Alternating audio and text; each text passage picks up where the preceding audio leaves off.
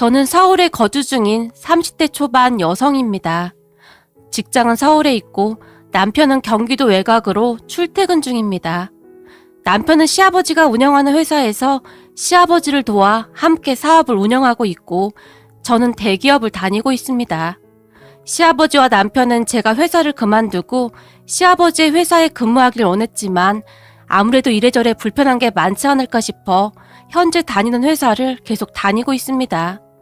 저도 회사에서 나름 인정받고 있었고 승진도 빠른 편이었기에 잘 다니던 회사를 그만두고 싶지가 않았어요. 그리고 무엇보다도 지금 하는 일이 제 적성에 잘 맞기 때문에 정말 즐겁게 일을 하고 있었거든요. 물론 시아버지가 운영하는 회사가 작은 회사는 아니었기에 매출이 상당합니다. 그랬기에 시댁은 일반 서민이라고 하기보다는 상당히 부유한 편입니다.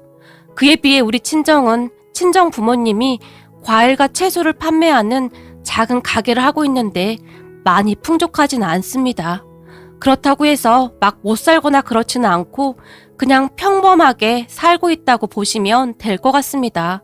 그러던 어느 날 시댁에 첫 인사를 드리기 위해 찾아뵙던 날 시어머니가 저를 빤히 바라보시더니 대학도 명문대를 졸업했다면서요? 거기다 대기업에서 승진도 빨랐다면서요. 여자든 남자든 많이 배우고 능력 있으면 좋은 거죠. 참 대단하네요. 라며 활짝 웃어주셨어요. 시어머니는 서울에 있는 미대를 졸업했다고 했는데 첫인상이 뭐라고 해야 할까요? 굉장히 고상했다고 해야 할까요? 말 한마디 한마디에서 기품이 느껴질 정도였어요. 말을 할 때도 한마디 한마디 아주 조곤조곤 하시면서 제게 반말을 사용하지도 않았어요. 그런 시어머니를 보며 어머님 말씀 놓으셔도 됩니다. 라고 제가 안절부절 못한 채 말했지만 아닙니다. 좀 편해지면 그렇게 할게요. 라며 제게 살짝 미소 지으실 뿐이었어요. 그렇게 한동안 식사를 하다가 시아버지가 제게 내가 나중에 우리 회사로 스카우트 해야겠구만 이라며 껄껄 소리내어 웃으셨어요. 여보, 그래도 억지로 막 그러면 스트레스 받으니까 그러지 마요. 항상 본인 의견이 중요한 거잖아요. 시어머니가 시아버지를 말렸어요. 그렇구만. 근데 부모님이 과일 채소 가게를 운영한다고 하시던데 딸들을 아주 잘 키웠구만. 부모님을 안 봐도 어떤 분들인지 한눈에 딱 보인다 보여. 예비 사돈들 인성이 아주 좋을 것 같아. 시아버지가 다시 흐뭇하게 웃으셨고 그런 시아버지의 말을 듣던 시어머니가 그러게요. 참 대단하신 분들이시네요. 근데 동생도 엄청 똑똑하다고 했던 것 같은데 동생은 약사라고 했던가요? 아, 네 어머님. 동생은 약사입니다. 지금 대학병원 약국에서 근무하고 있습니다. 두 딸들을 아주 훌륭하게 잘 키우셨네요.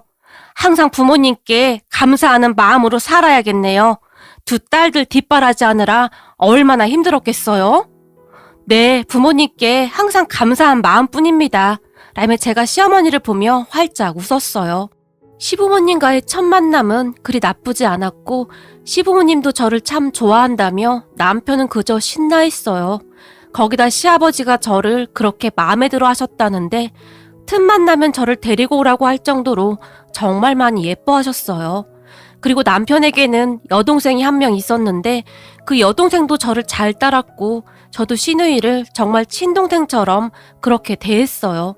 그렇게 몇 달 후 우리는 상견례를 하고 결혼까지 했지만 그동안은 아무 문제가 없었어요. 이렇게 놓고 보면 아무 문제가 없어 보이는 우리 가족에게는 정말 큰 문제가 하나 있었는데요.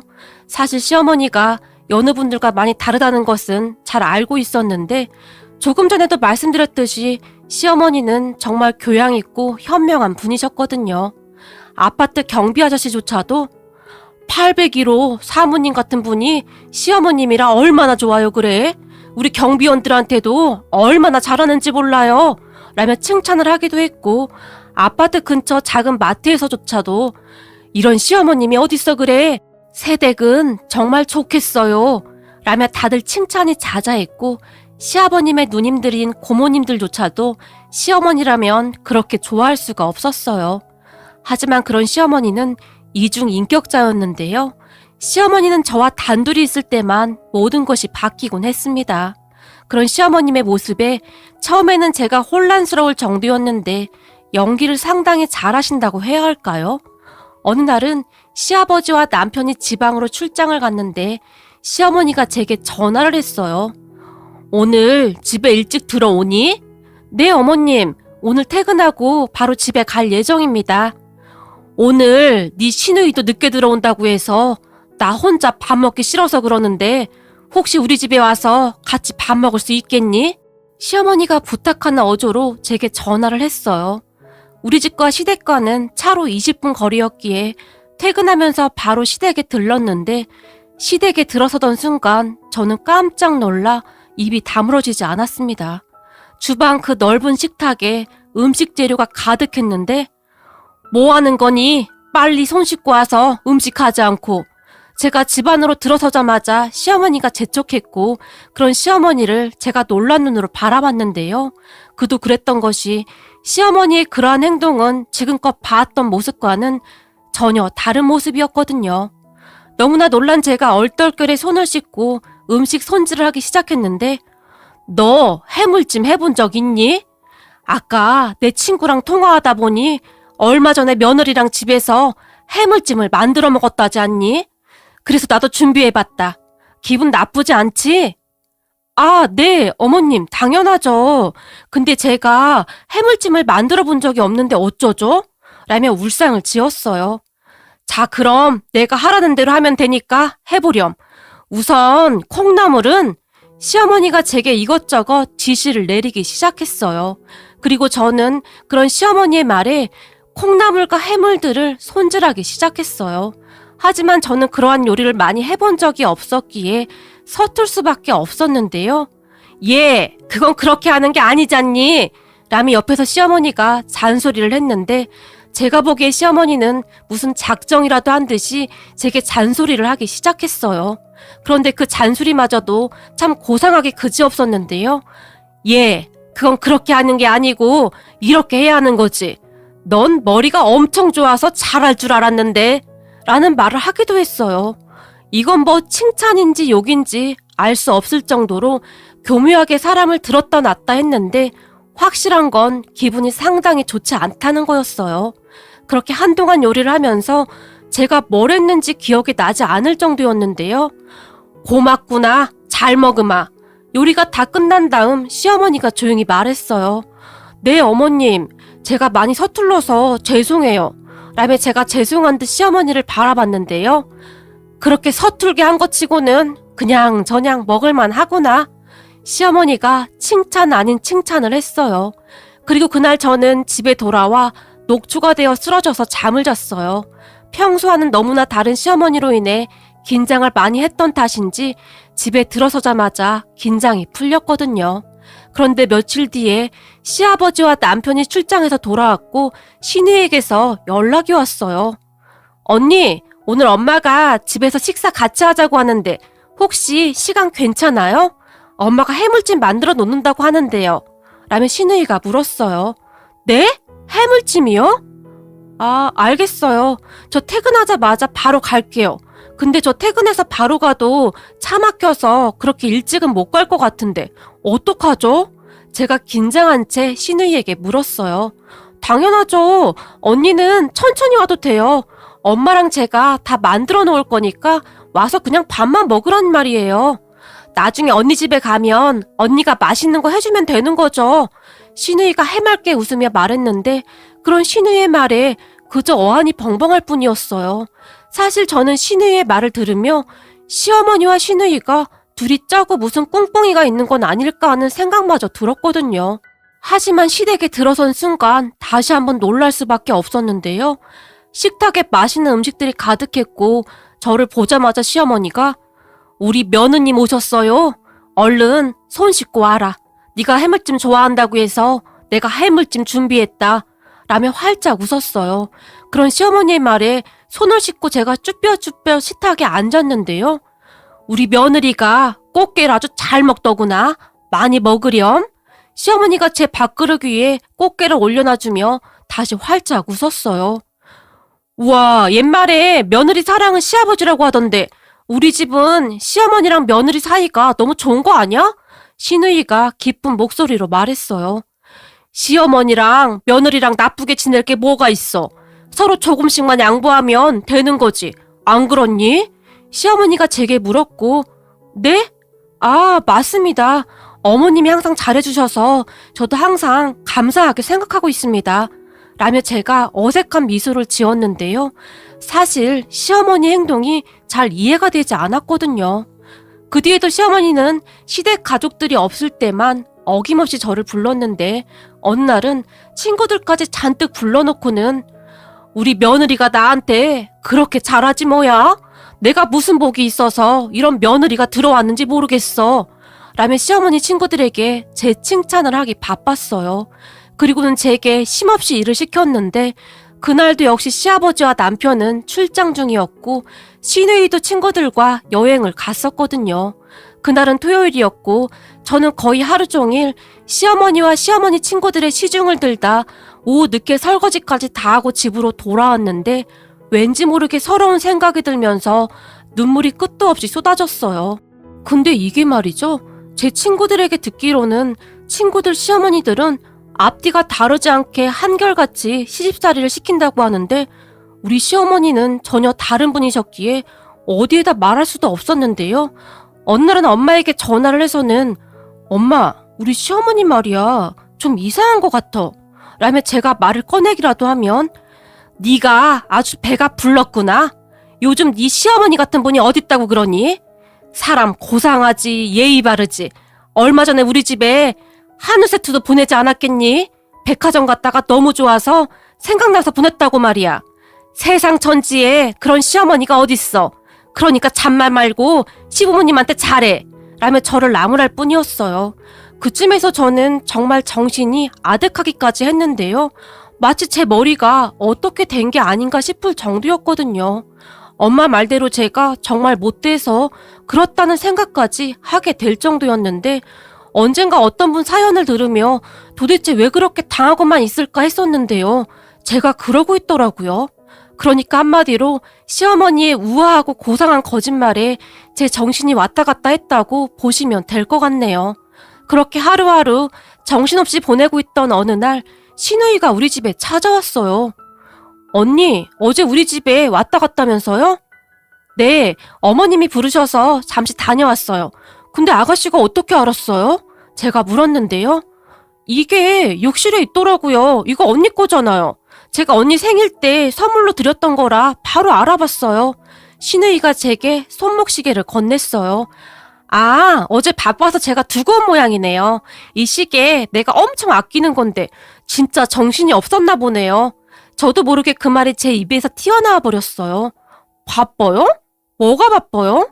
우리 집에 와서 언니가 할 일이 뭐가 있다고 바빠요?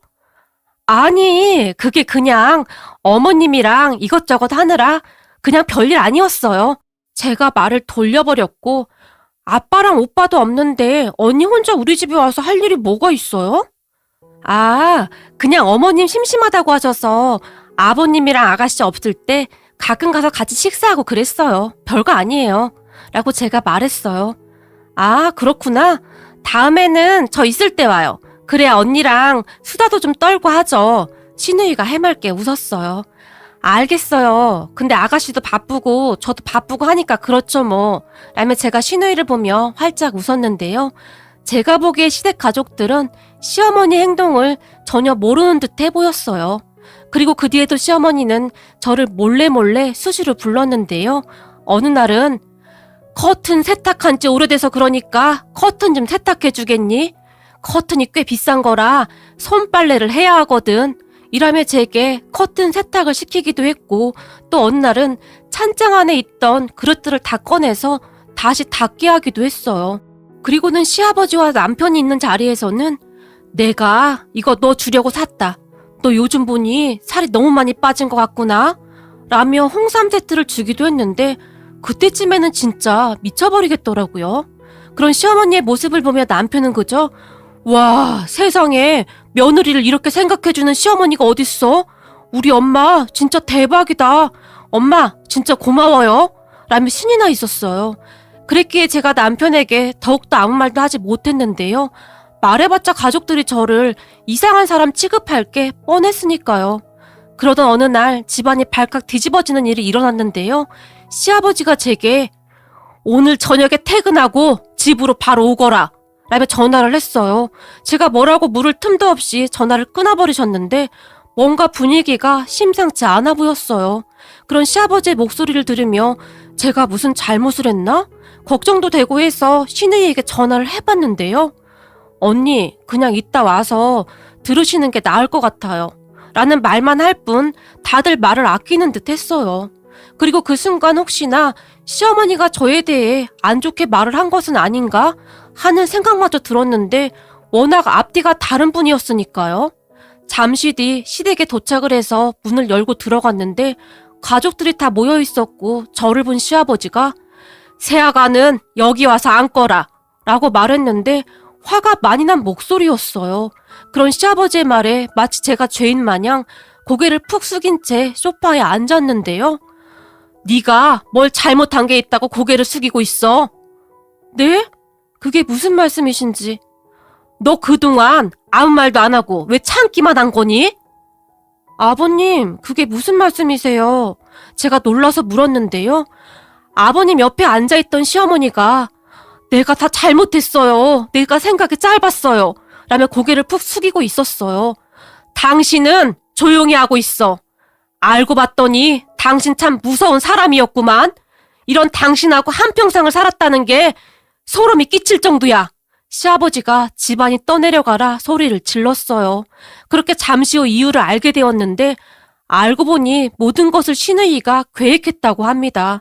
그러니까 어느 날 시누이가 집에 일찍 들어왔는데 시어머니가 시이모님과 통화를 하고 있었던 모양입니다. 근데 시어머니가 수곤수곤 통화를 하고 있었음에도 정말 우연찮게 시누이가 통화 내용을 듣게 되었다는데요. 시누이의 말을 대략 정리해보면 이랬어요. 아니, 우리 며느리는 내가 그렇게 부려먹고 해도 눈치가 없는 건지 아니면 원래가 잡초처럼 자라서 그런 건지 끄떡도 안 해. 전에 언니네 며느리는 스트레스 받아서 의사한테 상담도 받고 그랬다며. 근데 얘는 진짜 눈 하나 깜빡 안 한다니까. 학교 다닐 때 공부도 잘했다는데 눈치가 없는 건지 아니면 부모가 채소 가게에서 진짜 막 자란 건지 내가 뭘 시켜도 그냥 다 한다니까. 거기다 지 남편한테 한마디도 안 한다니까. 아무래도 방법을 바꿔야겠어. 그러니까 언니가 좀 알려줘봐. 코치 좀 해줘봐. 그런 건 언니가 전문가잖아. 반년 만에 언니 며느리 정신병자에 도둑 만들어서 내쫓았잖아. 어디 감히 채소 파는 집 딸이 우리 집 며느리로 들어오긴.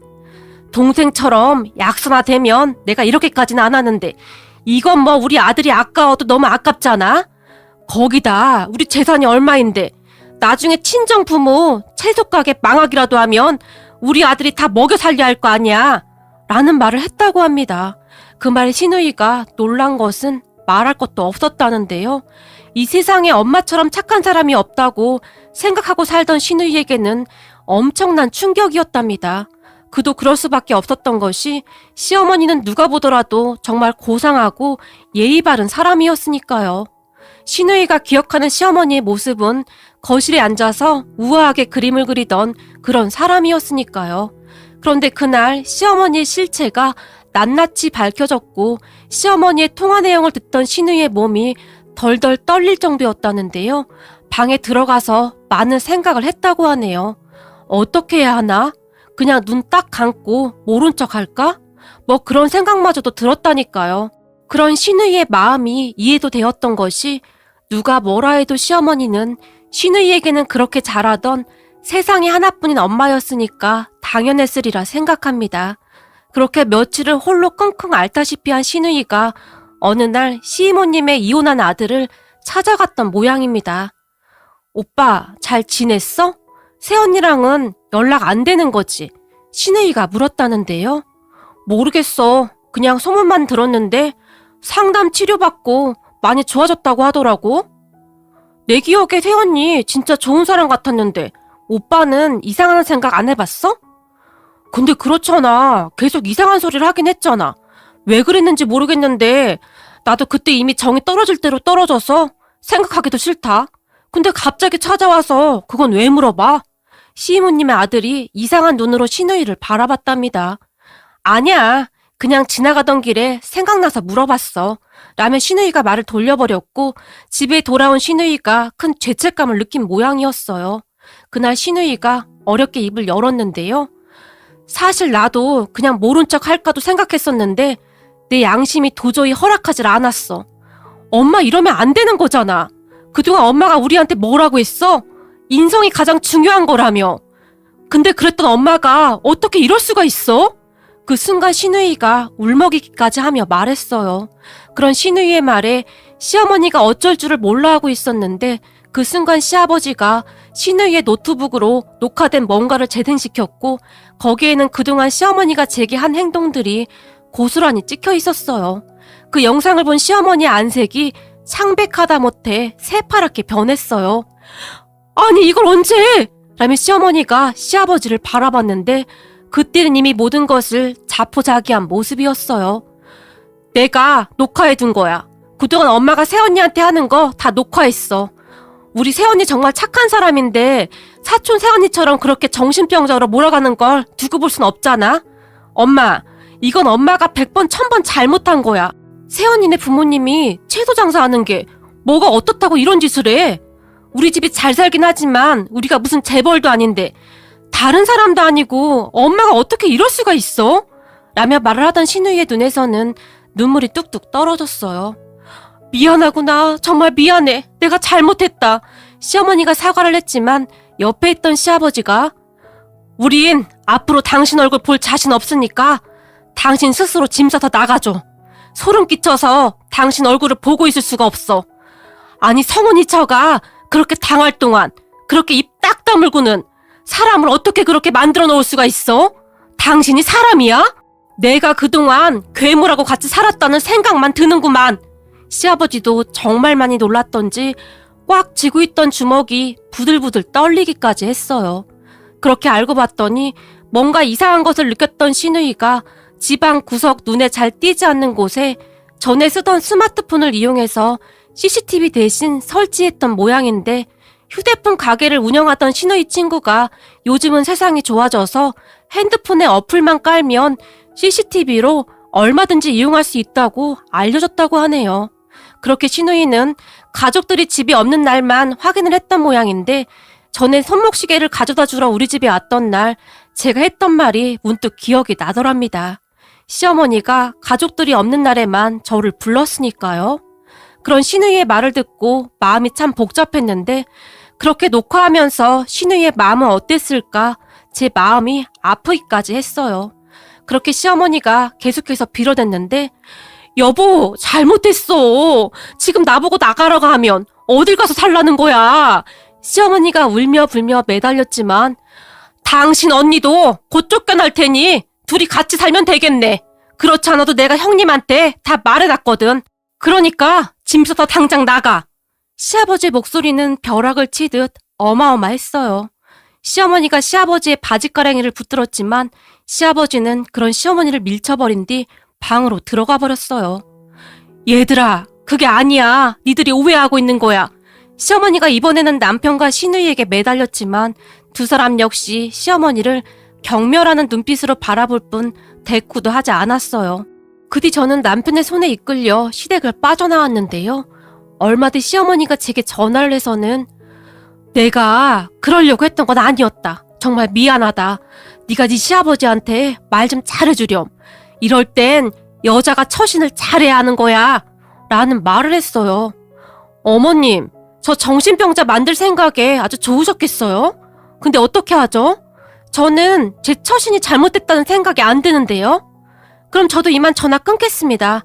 아버님이 절대 전화 받지 말라고 해서요. 라며 전화를 끊어버렸어요. 사실 시어머니의 계획을 듣고 난 이후로는 사람 같아 보이지도 않았거든요. 그렇게 가만히 생각해보니 시어머니가 혼인신고를 조금 늦게 하라고 당부까지 했던 게 생각나면서 치가 떨렸어요.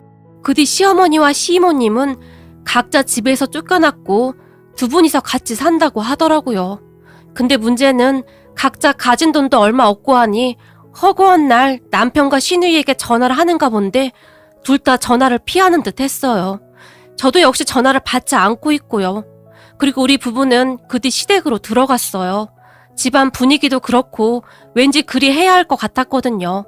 하지만 시아버지와 시누이가 워낙 착한 사람들이어서 그다지 힘든 것도 모르고 지내고 있답니다. 현재 시부모님은 별거 중이신데 시아버지는 이혼을 하겠다고 선포를 한 상황이기에 두 분이서 어찌 될지는 잘 모르겠습니다만 저는 아직도 시어머니의 황당한 계획이 믿겨지지가 않을 정도입니다. 그 고상한 얼굴 뒤에 그런 가면을 쓰고 있었다는 게 소름만 끼치네요. 이 글을 계기로 큰 용기 내준 시누이에게 다시 한번 고맙다는 말을 전하고 싶네요. 그리고 시누이가 마음의 상처를 많이 받았었는데 앞으로 그런 시누이를 잘